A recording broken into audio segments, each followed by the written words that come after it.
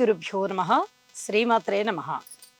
మా భక్తి టీవీని ప్రోత్సహిస్తున్నటువంటి మా ప్రేక్షకులందరికీ ధన్యవాదాలు తెలియజేస్తున్నాము. ఈ వారం రాశి ఫలితాలు చెప్పుకునే ముందుగా గ్రహస్థితిలో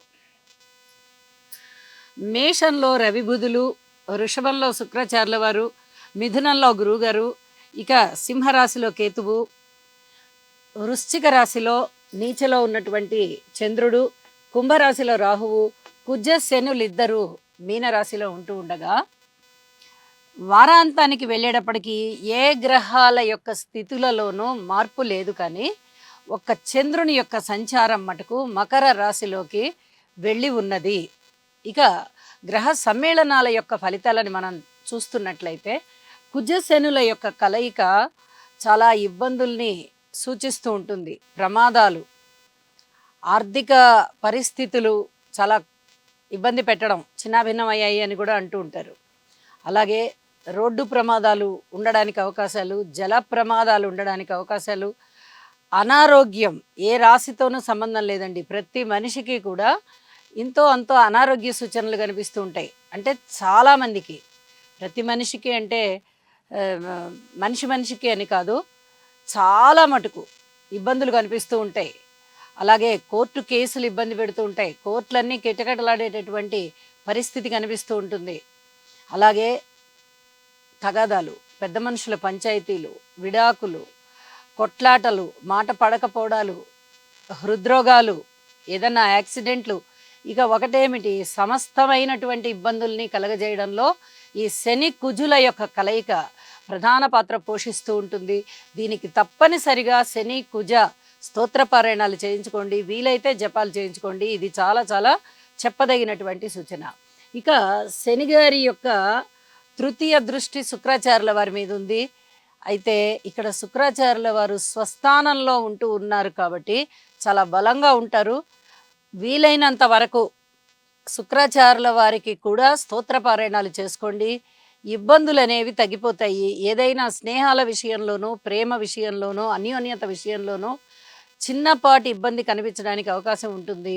ఈ స్తోత్రపారాయణాలు చేసుకున్నందువల్ల, ఈ శనిగారికి జపము అలాంటివి చేసుకున్నందువల్ల చాలా వరకు ఈ ఇబ్బందుల్ని అధిగమించవచ్చు అని చెప్పి కూడా తెలియచేస్తున్నాను. ఇక రవి గారు ఉచ్చలో ఉన్నారు, బుధునితో కలిసి బుధాదిత్య యోగంలో ఉన్నారు. ఇది కూడా చాలా అద్భుతమైన కలయికగా ఉంటూ రవి ఉచ్చస్థానం కూడా చాలా మంచి ప్రతిభా పాఠవాలని, నీతి నిజాయితీని, అలాగే అడ్మినిస్ట్రేషన్ కెపాసిటీని, నిస్వార్థమైన జీవితాన్ని, వీటన్నిటినీ సూచిస్తూ ఆరోగ్యాన్ని చాలా త్వరగా ఇచ్చేటటువంటి పరిస్థితి. ఎవరైనా అనారోగ్య పరిస్థితులలో ఉంటే వారికి త్వరగా ఆరోగ్యం చేకూరుతుంది. ఇది చాలా మంచి గ్రహాల యొక్క కలయిక, గ్రహాల యొక్క స్థితి స్థాన సంచారము అని కూడా చెప్పవచ్చు. ఇక గురువుగారి యొక్క నవమ దృష్టి రాహు మీద పడుతూ ఉన్నది. దైవభక్తి పెరుగుతుంది, నాస్తిక భావాలు తగ్గడానికి అవకాశం ఉంది. ఇది కూడా చాలా చెప్పదగినటువంటి సూచనగా తెలియచేస్తూ ఉన్నాను. అద్భుతమైనటువంటి ఈ గ్రహాల యొక్క స్థితుల వల్ల చాలా వరకు మంచి జరిగేటటువంటి పరిస్థితే కనిపిస్తూ ఉన్నది. కాబట్టి ప్రతి వారు కూడా దైవధ్యానాన్ని తప్పకుండా చెయ్యండి. అలాగే చక్కగా స్తోత్ర పారాయణాలు, నవగ్రహ స్తోత్రాలు పారాయణ చేసుకోండి. చాలా వరకు మనశాంతిగా ఉంటారు అని చెప్పి తెలియచేస్తూ ఉన్నాను. ఇక రాసుల్లోకి వెళ్దాము. కుంభరాశి. కుంభరాశి వారికి 3 మే నుంచి 9 మే వరకు గల కాలానికి గ్రహస్థితులు ఏ విధంగా ఉన్నాయి అని మనం ఒకసారి పరిశీలన చేసుకుంటే 5 గ్రహాల యొక్క ఉనికి చాలా అద్భుతంగా ఉందండి. ఏలినాటి శని జరుగుతూ ఉన్నప్పటికీ కూడా గురుబలం ఉండడం, మిగతా 4 గ్రహాల యొక్క సంచారము చాలా చాలా బాగుంటూ ఉత్తమమైన ఫలితాలను ఇవ్వడం అంటే కుంభరాశి అదృష్టం ఇంత అంత అని చెప్పడానికి రాదు.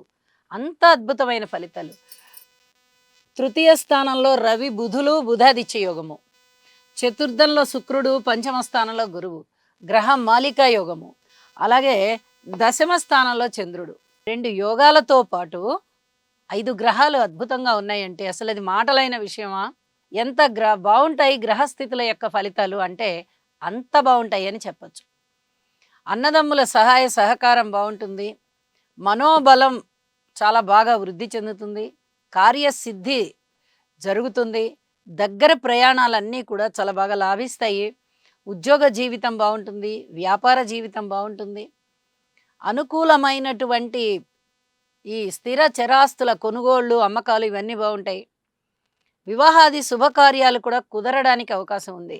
నిజానికి రాహుకేతువుల పరిస్థితి అంతగా బాగుండదు రాశిలో, సప్తమంలో. కానీ ఇక్కడ గురుబలం చాలా బావుంది. రా 9వ దృష్టి చేత రాశిని చూస్తున్నారు.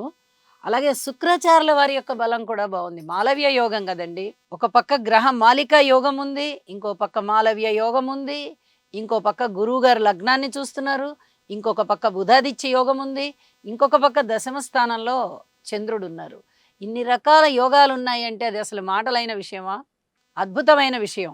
కాబట్టి ఈ రాహుకేతువుల ఫలితాలు గూడా కొంచెం వెనక్కెళ్ళి వివాహాది శుభకార్యాలు కుదరడము, ఉద్యోగం లేని వారికి ఉద్యోగం రావడము, ఉద్యోగం ఉన్నా కూడా ఇంకొక ఆదాయం కావాలి అని రెండవ ఉద్యోగం కూడా ప్రయత్నం చేస్తున్న వారికి రెండవ ఉద్యోగం కూడా రావడము, స్నేహితులు చాలా చాలా బాగుండడము, సంతానం చాలా అద్భుతంగా ఉండడము, సంతానం వల్ల సంతృప్తి కలగడము, సంతాన రీత్యా మంచి శుభవార్తలు వినడము, ఇవన్నీ కూడా చాలా అద్భుతమైన విషయాలుగా తెలియజెప్పచ్చు.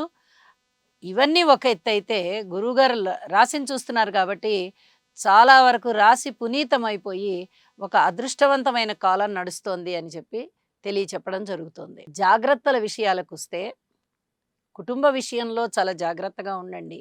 వ్యక్తిగత విషయంలో కూడా జాగ్రత్తగా ఉండండి. ఆరోగ్యానికి సంబంధించి, కీర్తి ప్రతిష్టలకి సంబంధించి, అలాగే కుటుంబం యొక్క ఐకమత్యానికి సంబంధించి, భూమి వివాదాలకి సంబంధించి, ఏదైనా చెక్క ఫ్యాక్టరీ ఇలాంటి వాటికి సంబంధించి అతి జాగ్రత్తలు తీసుకోవాల్సిందే. కోర్టు వ్యవహారాలు ఏమన్నా ఉన్నా ఇబ్బంది పెట్టేస్తాయి. అంత అనుకూలమైన పరిస్థితులు ఉంటాయి అని చెప్పడానికి రావట్లేదు. భార్యాభర్తల మధ్య అనుకూలత కూడా అననుకూలత కొంచెం తగ్గి అనుకూలం ఉంటుంది. ఇది చెప్పదగ్గ సూచన. స్త్రీలు బావుంటారు, విద్యార్థులు బావుంటారు, కార్మికులు, కర్షకులు, నేత పనివారు, చేతివృత్తుల వారు ఇత్యాది వారందరూ చాలా బావుంటారు. ఉద్యోగ జీవితం బావుంటుంది అంటే ఉద్యోగస్తులు బావున్నట్టే. అన్ని విధాల మానసికమైన సంతృప్తి కలుగుతుంది. భగవంతుడి యొక్క ఆరాధన చేయండి. నవగ్రహ స్తోత్ర పారాయణాలు చెయ్యండి. శనిగారికి తైలాభిషేకాలు చెయ్యండి. శివారాధన చెయ్యండి. అద్భుతమైన ఫలితాలు మీకు ఉంటాయి. వారాంతంలోకి వెళ్ళేటప్పటికి చంద్రుని యొక్క గమనము వ్యయస్థానంలోకి వచ్చి అంత గొప్పగా ఫలితాలైతే రాబోవడం లేదు. అయినప్పటికీ కూడా గురుబలం చాలా బాగుంది కాబట్టి మీకు అనేక విధాల సంతృప్తికరమైన ఫలితాలు ఉంటాయి అని చెప్పి తెలియజేస్తూ ఉన్నాను. శుభం.